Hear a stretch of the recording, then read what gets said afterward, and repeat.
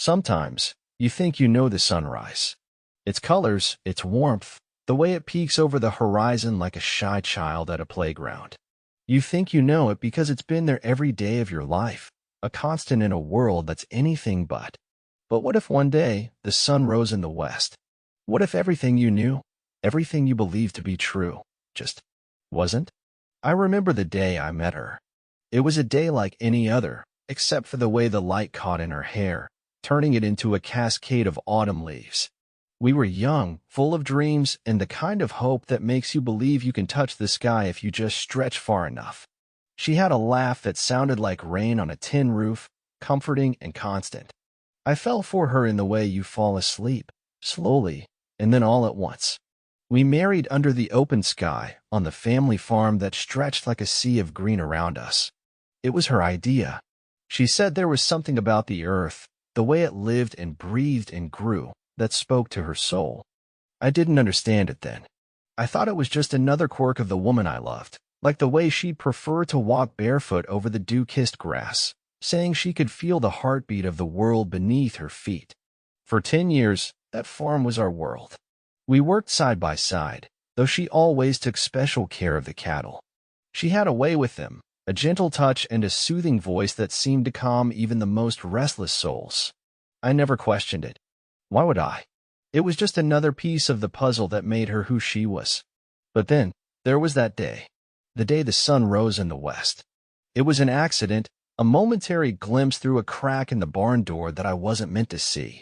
There she was, my wife, the woman who held my heart in her gentle hands, doing something that my brain couldn't immediately make sense of. She was leaning over one of the cows, her lips pressed to its skin, and there was blood. I remember the cold grip of fear that clawed at my insides, the way my heart seemed to stop and then start again at a gallop. My mind raced, trying to find a logical explanation. She was tending to a wound, perhaps. That had to be it. But the longer I watched, frozen in place, the more I realized this was no act of healing. She was drinking the blood. The world tilted on its axis then. Nothing made sense. The woman I loved, the woman I'd shared a decade of life with, was doing the impossible, the unthinkable. She wasn't human. That thought was a scream in my mind, echoing off the walls of everything I believed to be real.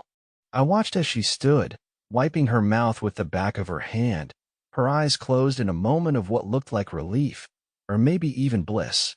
And I knew. I knew why we lived where we did, why the cattle were more than just animals we raised for a living.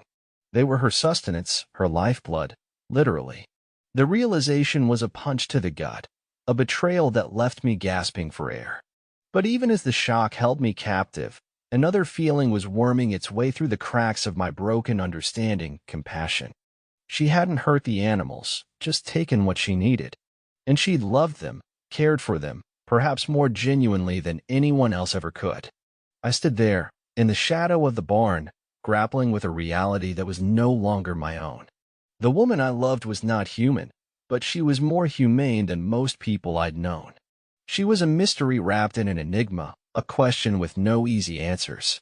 And as the sun dipped below the horizon, casting long shadows over the land we called home, I knew that life was about to change.